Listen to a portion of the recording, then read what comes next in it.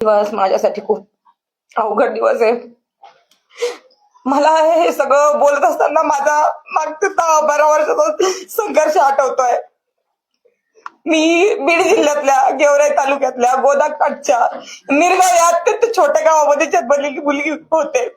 माझ्या कुटुंबाला कुठलीही राजकीय पार्श्वभूमी नाही. माझे वडील साधे ग्रामपंचायतचे सदस्य सुद्धा नाही. पण मी जे शेतकऱ्यांसाठी काम करत होते त्याच्यामुळे मला वयाच्या 21व्या वर्षी पंचायत समिती सदस्य म्हणून त्या ठिकाणी निवडून दिलं गेलं. आणि मला शेतकऱ्यांच्या वेदना कळल्या, कारण की मी शेतकऱ्याच्या पोटची होते म्हणून. त्यानंतर मी शेतकऱ्यांसाठी अनेक आंदोलने केले. माझ्या वयामधल्या सगळ्याच मुली असतील ज्या वयामध्ये नटत फुटत असतात, त्या वयामध्ये मी सगळं बाजूला ठेवलं. सकाळी एकदा आयुष्यामध्ये आरशात पाहिलं की दुसऱ्या दिवशीपर्यंत मी आरशात सुद्धा पाहायचे नाही. पण शेतकऱ्यांसाठी मी माझं आयुष्य झोकून दिलं. आणि ऐन तारुण्यामध्ये 5 गुन्हे माझ्यावर अंगावर दाखल झाले आणि खूप कमी वयामध्ये मला न्यायालयाची पायरी चढावं लागली.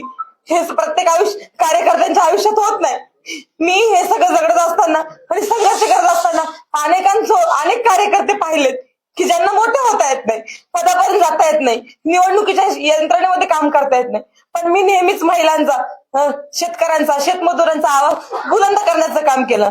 माझ्या खूप कमी वयामध्ये मी पोलिसांच्या लाटाकाटा खाल्ल्या.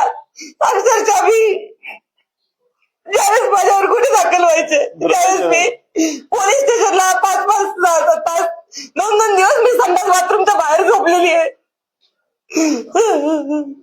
आणि अनेक वेळा न्यायालयामध्ये ज्यावेळेस आपण शेतकरी गुन्ह्यावर काम करतो तर त्यावेळेस ते वकिलाचे पैसे भरण्यासाठी, न्यायालयाचे पैसे भरण्यासाठी सुद्धा माझ्या खिशामध्ये पैसे नसायचे. पण अशा परिस्थितीमध्ये त्यांचा आवाज बुलंद केला. माझ्या गेवराई तालुक्यातल्या कार्यकर्त्यांनी कधी माझ्याकडून वडापावची सुद्धा अपेक्षा केली नाही. मी बिनलग्नाची मुलगी होते. राजकारण घाणेरडं असतं असं म्हणतात, पण माझ्या बापाने एवढं मोठं दगड काळीच करून एवढ्या राजकारणामध्ये मला घातलं. पण मी सुद्धा तशी वागले आणि संघर्ष करत राहते. पुढे छत्रपती संभाजीराजांच्या आशीर्वादानं मराठा क्रांती मोर्चामध्ये आम्ही काम करत असताना संभाजीराजांनी आम्हाला एकत्रित आणलं आणि त्या ठिकाणी आमचं लग्न झालं. लग्नानंतर सुद्धा एकही दिवस नवीन नवरी म्हणून मी राहिले नाही. मी दुसऱ्या दिवशी प्रभागाच्या बाहेर पडले, त्यांच्या लोकांसाठी काम करायला लागले. पण हे सगळं करत असताना माझ्याकडून चुका होतात. माझ्या आयुष्यामध्ये माझं पूर्ण आयुष्य शेतकरी विरुद्ध कारखानदार यांच्या संघर्षामध्ये गेलेलं आहे. आणि आज इथं मी खेड्यातली मुलगी शहरात आल्यानंतर 360 डिग्री मध्ये माझं आयुष्य पूर्ण चेंज झालेलं आहे. माझा लढा मागचा शेतकऱ्यांसाठी होता, पण या पुणे शहरामध्ये आणि शहरामध्ये शेतकरीच नाहीत. तर ही मुवमेंट सगळी लक्ष घेण्यामध्ये माझ्याकडून काही चुका घडल्या असतील. लग्नानंतर आम्ही 20-23 दिवसानंतर काश्मीरला गेलेलो होतो. तिथं हल्ला झाला.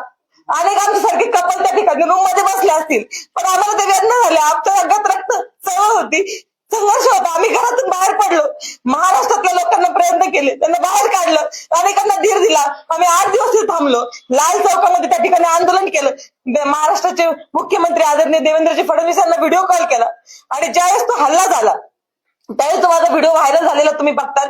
तो हल्ला झाल्यानंतर 1 तासामध्ये मी दिलेली ती प्रतिक्रिया होती. त्याच्यानंतर 2-4 तासामध्ये आम्ही जखमींना भेटलो.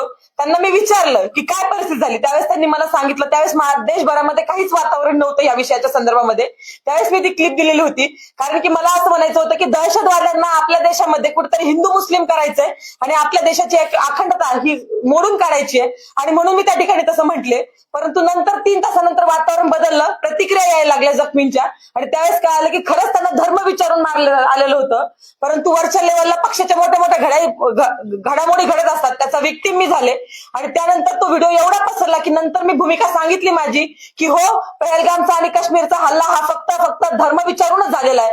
परंतु मी ज्या पॉवरफुली ती भूमिका मांडली ती पॉवरफुली त्यानंतर खाली जाऊ शकली नाही, कारण की मीडियाच्या माध्यमातून निगेटिव्ह गोष्टीला जेवढं पसरलं जातं तेवढं पॉझिटिव्ह गोष्टीला पडावा दिला जात नाही. आणि त्याचा विक्टीम मी झाले. आणि सोशल मीडियाच्या माध्यमातून त्याचा विक्टीम मी झाले. आणि त्याच्यामुळे ही सगळी घटना घडली. माझी भूमिका तिथपर्यंत पोहोचू शकली नाही.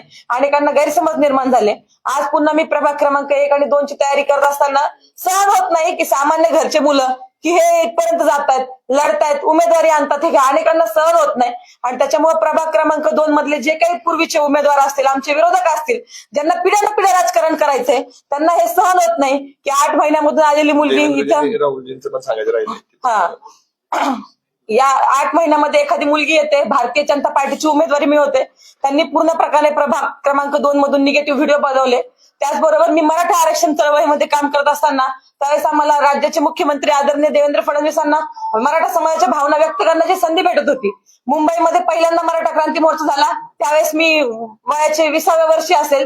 त्या समाजाच्या भावना मी मुंबईच्या त्या स्टेजवर मांडल्या. त्यावेळेस माझ्याकडून समाजाच्या भावनेच्या व्यतिरिक्त आदरणीय देवेंद्रजी फडणवीस यांच्याबद्दल खालच्या भाषेमध्ये एकही शब्द बोलला गेला नव्हता. पण कुणीतरी एक मुलगी होती क्रांती मोर्चातली, तिच्या तोंडातून असं वाक्य गेलेलं आहे की देवेंद्र फडणवीस साहेब, मी मराठा आरक्षण मागते, तुमची बायको मागत नाही. तर हे वाक्य माझ्या तोंडातील नाही, हे वाक्य कोणतरी इतर मुलीने बोललेलं आहे. परंतु आज ते माझ्या तोंड घशी पाडलेलं आहे आणि हे मीच बोलला सांगते. मी वारंवार सांगतेय की हे वाक्य माझं नाही, मी व्हिडिओ रिलीज करते. परंतु ही जी प्रभागातली टीम आहे विरोधकांची ट्रोलर्स करणारी, ही मोठ्या प्रमाणामध्ये फैलावत चाललेली, ह्याचा विक्टिम, ह्याचा बळी मी आज ठरलेला आहे. मला सगळ्यांना एकच विनंती करायची की सामान्य कुटुंबातून येऊन हे करणं.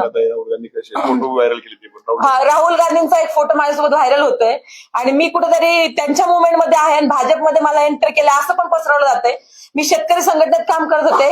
राहुल गांधींचा व्हिडिओ बघा, आज पण माझ्या छातीला शेतकरी संघटनेचा बिल्ला आहे आणि मी त्यांच्याकडे घेऊन कापूस घेऊन गेलेले. माझ्या गावाकडून मी एसटीने राहुल गांधींना भेटण्यासाठी पोहोचले होते, कारण की ते मराठवाड्यात आलेले होते. एसटीने पोहोचून सकाळी 5:30 वाजता मी त्यांना गाठलं होतं आणि त्यांना सांगितलं होतं की आयात निर्यात धोरण हे कापसाचं बदललं पाहिजे, त्याच्यावर काम झालं पाहिजे, तर शेतकऱ्यांना कापसाला न्याय भेटेल, शेतकऱ्यांना भाव भेटेल. परंतु आज ते कापूस वगैरे सगळं सोडून दिलंय त्यांनी. फक्त त्यांनी काहीतरी व्हिडिओ व्हायरल करायचा, एखादं कुणाला तरी भेटतं. अशी खूप मोठी गँग मला वाटतं देशभरामध्ये झाली. याचं व्हिक्टिम सामान्य घरचे मुलं होतात. एक तर कार्यकर्ता कुणी आपल्या सामान्य घरात लढणारा तिथपर्यंत पोहोचत नाही. तिथपर्यंत पोहोचून धनाभाऊंचं लग्न झालं आणि त्याच्यानंतर मी तिथपर्यंत पोहोचू शकले. त्यांच्या आशीर्वादानं आणि त्यांच्या सगळ्या आजपर्यंतच्या केलेल्या कामामुळे मी तिथपर्यंत पोहोचू शकले. परंतु आणि सगळ्या सहकार्यांमुळे, धनाभाऊंना ज्यांनी आजपर्यंत सहकार्य केलं, त्यांच्यापर्यंत मी आज पोहोचू शकले.